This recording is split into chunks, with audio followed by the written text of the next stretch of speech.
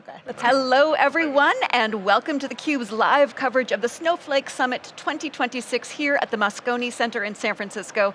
I'm your host, Rebecca Knight, alongside Dave Vellante. We are kicking off 2 days of wall-to-wall coverage. It's going to be terrific. Yes, I'm really excited. This is one of our favorite shows. I think our 7th year doing Snowflake Summit. Indeed. Well, I would like to welcome our first guest of the day, first guest of the show, Sherene Hilal, Chief Ad Product and Technology Officer at SiriusXM. Welcome. Thank you, thank you. And Dennis Buchheim, Global Head of Marketing Technology, Media and Entertainment at Snowflake. Thanks so much for coming on the show, Dennis. My pleasure, thank you. Sherene, I'm going to start with you because there is so much change taking place across media and entertainment and advertising. Why don't you start giving us a big picture and talking about how data and technology is evolving in terms of how you reach your listeners? Yeah, so, advertising for a while now has been a lot more focused on audience versus channel. And because of that, audio actually can take advantage of a lot of the data and technology trends that exist because audio has so much signal around it. When you think about it, it's in the foreground and background of 4 hours of people's time every day, but most of that time isn't really structured in a way within data systems that you can target and buy and make it easier to really personalize. And so, as we've been starting to figure out how to make audio more modern, data and technology has been the recipe for that success, specifically how to get the context of audio, so the mood and moment of what you're listening to, the transcript from a podcast, and really making that data available so that it's a very tailored experience for the listener. Dennis, the amazing thing I find about Sirius is, if you draw a power law, you think, okay, you got companies that are in the big part of the power law, the steep part of the power law, and there's a long tail, and Sirius is both, which is pretty amazing, the content. Now, but do you see that in other media industries? Am I right that you typically see, dominant media, mainstream media at the steep part of the power law, and then you got guys like us that are long tail? And is it unique to see companies playing in both, and how do you see that as a sort of a business model out there? I don't think it's unique. I think it's actually pretty common across media, even on a global basis. I actually was just having a conversation yesterday about telecom, which is also in my broader patch. Right. Yeah. And I think it's even more pronounced in telecom, right, where you have very dominant companies and then the long tail of different companies supporting the larger enterprises. And the biggest question then I think for us becomes, how does data collaboration work there? How does the interaction and integration work there? How do all of these companies, or a lot of them, work together effectively when it is that long a tail? In so many industries? Your content touches both, and that's what I find unique. It does. I mean, part of, and I love that you use power log. That's probably going to be my favorite. You got Stern. We're off to a good start. We're off to a good start. You have Stern listeners. Yeah. And then you got That's deep right. tracks. But this actually ties to the data and tech piece. That power log is about reach. And so how do you make sure that long tail of reach allows you to create niche content for audiences that might not be mainstream? And a lot of what we talk about is taste maturity and taste making. How do you take the preferences that someone has and translate it into media in the exact environment that they care about? And no one is one-dimensional. And so part of that power log is understanding that everyone has attributes of listening that overlap with other people. And I think the big heavy hitters in the mainstream media piece can often underestimate the value of that long tail data. And so part of what we partner with together is how to make all signal available, because you don't want to eliminate even one person, right, from how your media is able to reach them. So how do you figure out this personalization and real-time audience intelligence? Because as you said, we contain multitudes. We like our comedy greats. I like talk radio. I like the advice columnists. Yeah. So how do you slice and dice and figure out exactly how to get the kind of content that that listener wants? So I think it really starts out with a data taxonomy. I know that doesn't sound like maybe the coolest, sexiest thing, but it is structuring your data in a way that doesn't eliminate key signal. So for instance, we don't just look at the genre of a song, we're looking at the lyrics of that song, we're looking at what precedes and follows that song, we're looking at what people name things, we have the transcripts of what you listen to, and all of that is contextual signal that allows us to say, hey, in the morning, what someone might prefer is this, maybe it's news, talk, and sports, but then as they transition to the car, maybe it's like a power ballad or something to get you ready for your workday. And then over time, maybe you have more people in your car later in the afternoon and you can't have explicit lyrics, or you need something a little bit safer. And so it's a combination of adding structure to media and having deep expertise in media.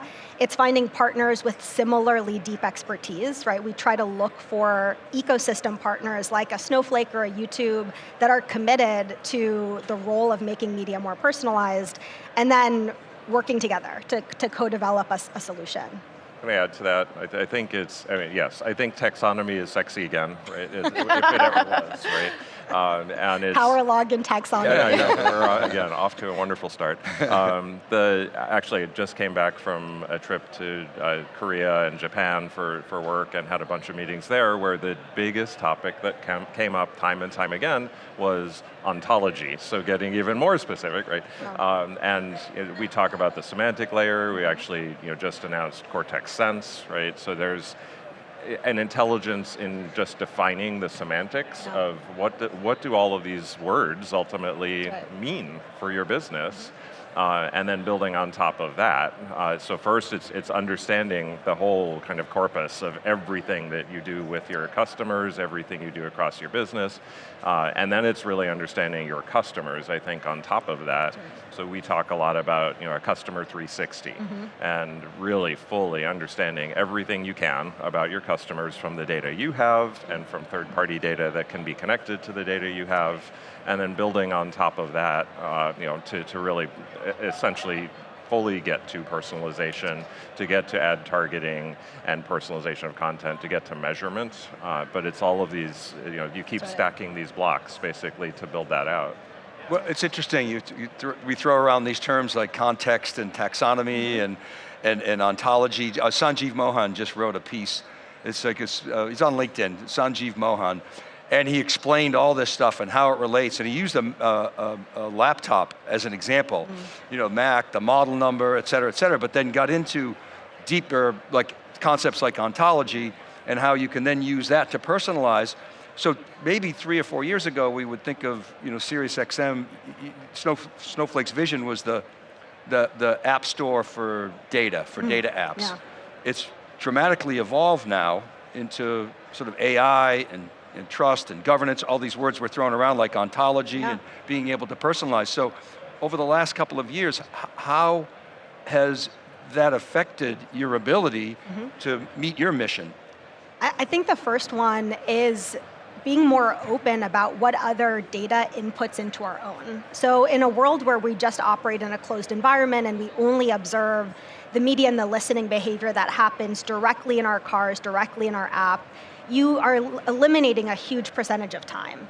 And it's not just time spent listening with audio, it's just time, right? Time on devices, time in the world. And so our belief is that audio is ubiquitous. Because it's foreground and background, you need to have the ability to partner with the rest of the ecosystem that grabs that attention.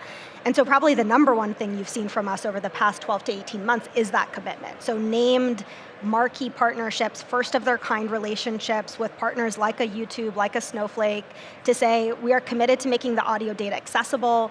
We're committed to working with partners like the Interactive Advertising Bureau, so the IAB, to build the standards together and let others be the judge of the quality of our decision. So I think that's the big one. So I get the Snowflake connection. That's helps you make better decisions and better targeting. The YouTube piece is a distribution channel for you? It's a combination. So when you think about YouTube, oftentimes people don't think about audio inventory. They think about watching a video. But there is a huge surge of audio listening happening on every channel where you have what we call multimodal media. So the ability to lean into content or lean back. Maybe you want to see what someone is wearing, and so you lean in for a second, but then you're back into just listening in your headphones. And so YouTube and SiriusXM, we came together and said, how do we make audio easier to measure, easier to buy, and easier to sell? And we said, well, who has the largest supply outside of SiriusXM? And it was Google. And so we decided to partner with them for an exclusive, what we call an ad rep deal. So the ability to not just sell the inventory, but co-develop the infrastructure.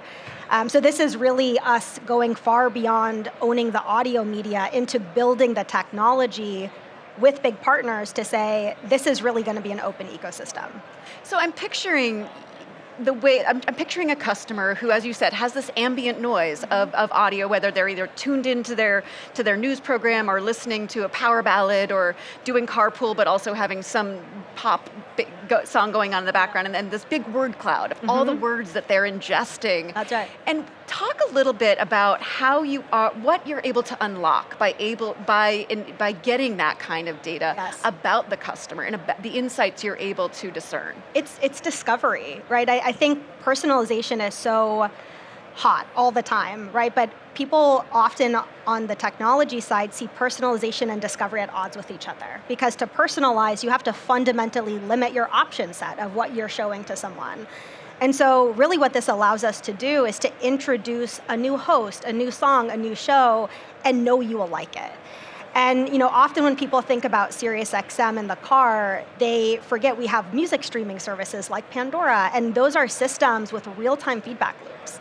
And so we know that you liked a song because you gave it a thumbs up.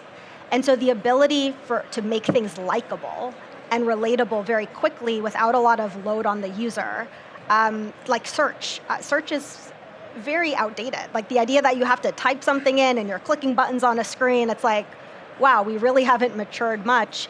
Discovery through data is the replacement to the very manual processes a lot of us take to find things that we're going to love. And you beat me to saying multimodal, by the way, in our buzzword bingo here, but... we need a list up here, right? Power log, multimodal. But you mentioned sort of the word cloud, right? But the other thing to consider, because it's multimodal, is it's not just a word cloud. It's a word cloud and a video cloud and an audio cloud and everything you can imagine, and an image cloud.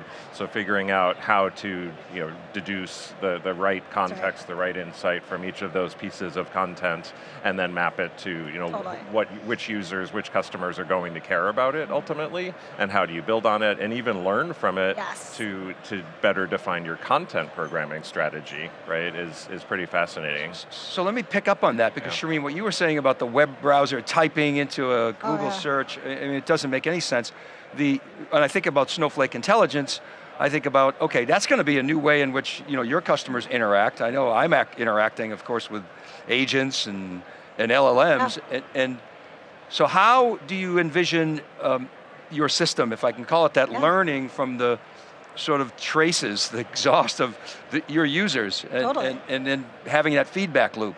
I think the word exhaust is so perfect because it is the remnants of the data that actually complete the picture. And so for us, it's about not ignoring any way a listener might give us an input. So voice is a huge one, right? Where if you think about our product in the car, safety and accessibility is huge, right? You cannot be touching a screen. You cannot be, sometimes the options aren't even available in the car. And so it actually forces us to be incredibly inventive about what are ways that you can interact with a service, not using buttons, not using a screen, and then what are the ways that the prompts that we are now trained on with these LLMs actually teach people to interface with technology better. So as search starts to advance and become more prompt-based, as the models start to understand the context of your environment, those are things that we are already starting to invest in. So how do you make sure that a host, when someone dials in, actually knows information about the listener that makes the conversation more prepared and a bit more interesting to listen to? So those are really, it is about bringing that taxonomy back into even the exhaust, even the remnants of data to complete a full picture. I mean, other than sort of Apple CarPlay trying to consume our, every moment of our lives, are there standards emerging across, say, automobile manufacturers so that we can, in a more facile way, interact with tools like SiriusXM? Totally. So every auto manufacturer has a different set of priorities, right? Based on the market they're going after and the state of their tech. But SiriusXM has long been in the hardware systems of these vehicles. So we work with the automakers very closely, and a lot of them are starting to really lean into the role that media has in giving information about the listener to make a more enjoyable ride. So think about when you buy a connectivity package from your car company, and now you can listen to music and have a picnic outdoors. You want to tailgate before a sports game. You have to charge your car before you pick up your kid, and you want to listen to a fun podcast. These are all small moments, but those moments are times where entertainment is actually incredibly valuable, but needs to be very convenient. And so the automakers come to us and we collaborate with them on co-developing what that future of listening looks like, and their feedback is incredibly important to us, but we also work on the standards with Apple and Google and others to try to triangulate, to put the consumer back where they belong, which is kind of in control of their experience. Well, you've perfected that freemium model. I mean, you get 6 months with your new car, and then you're hooked. It's beautiful. I got to stick with yes. Of course, I'm going to re-up. You were going to say something. Yeah, no, I think just taking it back to Snowflake Intelligence or co-work as well, right? And just the notion that consumers are evolving and learning so quickly right now, and how to interact with technology in ways that, sure, you typed in a search box, that's very different than having a conversation, right? And having that conversation with an agent that can talk with other agents and go get things done for you, and transforming it from more like research into action, or insight into action.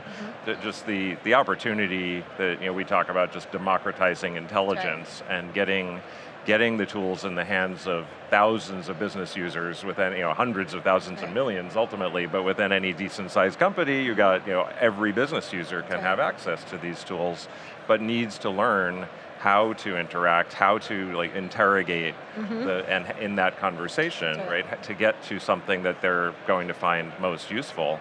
And that's a completely novel experience, because it used to be, you type an email, right, to your friendly data scientist or data analyst, and a week later you'd get an insight. Now it's a minute later or less, right? And you can keep learning and evolving, and I wonder about this, I wonder about that. And to your beginning of your question, the tech is learning as you do that, right? And that's incredibly powerful, almost scary sometimes. Right? Totally. I mean, trust is huge. Trust is huge. Governance is critical. Yeah, there is a whole vector we could go down with trust. Throw a few more buzzwords in there. But I want to ask you about the state of AI at your respective companies. There was sort of this top-down mandate that was, thou shalt become AI native. And then it became, well, how do I do that? And now you're seeing this bottoms-up activity with things like, NemoClaw and OpenClaw and Claude Cowork and Perplexity Computer, the individuals are now, it's like the original PC. You guys are all too young to remember, but it was a personal productivity boom. Yeah. And so, well, because you were using it in your personal life, and then it only made sense to use it at work. Of course, and it was kind of self-funding. How would you describe the state of AI inside of SiriusXM? For us, it's speed. It's about speed. So, oftentimes when we talk about the content that we have, so podcasts and news and music, we think about it as one shape and one size, but how we take a satellite to distribute it in the car versus stream over a network for music versus make it available on platforms like YouTube, each supply type is Snowflake. That was not intentional, but it is unique. And so part of what AI allows us to do is to start to standardize our supply types in a much more regular way. So I can take our satellite news, talk, and sports and the channels like comedy, and I can make them available digital, and I can learn in the environments much faster to make it easier to access and listen to. So speed has been the #1 application for us, and when you have our volume and variety of content and talent and distribution, speed is everything, right? It's what creates the advantage, so. And would you say that it's, so it's kind of a trite question, but top down, bottom up, or is it kind of middle out, because you got your developers now driving that speed? It's coming from all directions. Yeah, okay. Like I would say from the top-down concept is really about permission, right? Like permission to work with these tools, to try new things, to build KPIs and measures that maybe are much more ambitious than what you would report out publicly, but you want to hold your teams accountable. The stuff that actually is translating to that speed is what's coming in from the middle, right? Which is our tech teams being like, we never want to build this ever again, so let's build it through AI so it is automatically able to adjust to new inputs. So that's where I've seen the most velocity to the company. And obviously at Snowflake, it's very much product driven, but you also customer zero, and there's an internal activities going on. How would you describe it inside Snowflake? Yeah, I think, well, this is my first anniversary today at Snowflake. Oh, congrats. That's right. And a year ago, we didn't have Snowflake Intelligence or CoWork, right? We didn't have Coco, we didn't have these tools. We were using Gemini a bit, and it was starting to just kind of take shape organically.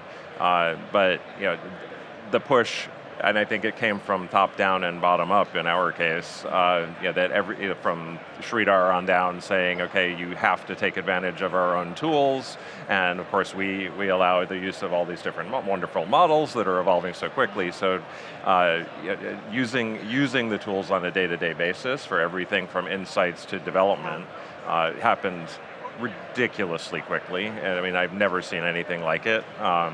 And I can attest to that. We had a meeting with our Snowflake team and everyone was using the tools, the prompts, the search. It was part of the demo. It's part of what our teams are learning about. So it really was as daily as what you're saying. Yeah, no, it used to take us weeks to develop a demo, and now it happens real time sometimes, right? Or certainly within a day, right? It's pretty incredible, and that all happened in the last few months. We have our hands on so much more data at the business level than we did a year ago, for sure, even 6 months ago. And I think perhaps the most interesting thing actually came up in a customer meeting yesterday. Customer was asking what's on Snowflake's roadmap, like where's this going in 5 years? First of all, we all laughed, like, who knows? Years, right? That's like 5 months even. Yeah, exactly. But the kind of the point that I put at the end of it was, I thought it was interesting that he even asked about roadmap, because yes, we have a roadmap that's about enabling a foundation and infrastructure for for apps and agents and all the governance and everything that we talk about in the control plane. But really, any company's roadmap now can be, again, kind of democratized, right? Anybody can add an app, a skill, a capability, and that becomes part of your tool set, your solution set, internally, with customers, whatever the case may be. I think that's just fundamentally game-changing. Yeah, I mean, we've evolved from this idea of roadmaps and how we govern to KPIs. So we have key performance indicators, we share them with our partners, and we say, here's where we believe we're behind, and here's where we have to win always. And we work together to say, here's how we're driving the result. And the roadmap bends to the result, right? It needs to drive that result with whatever is needed. And so the roadmap is becoming, I think, as outdated as search, I guess. Yeah, Well, Sherene and Dennis, this has been so helpful and so much fun. Yeah, it was great. great. Talk to you all day. Have Thank fun. you so much for coming on the show. Yeah, thank you. Thank you guys. you both. I'm Rebecca Knight for Dave Vellante. Stay tuned for more of theCUBE's live coverage of the Snowflake Summit. You're watching theCUBE, the leader in enterprise tech news and analysis.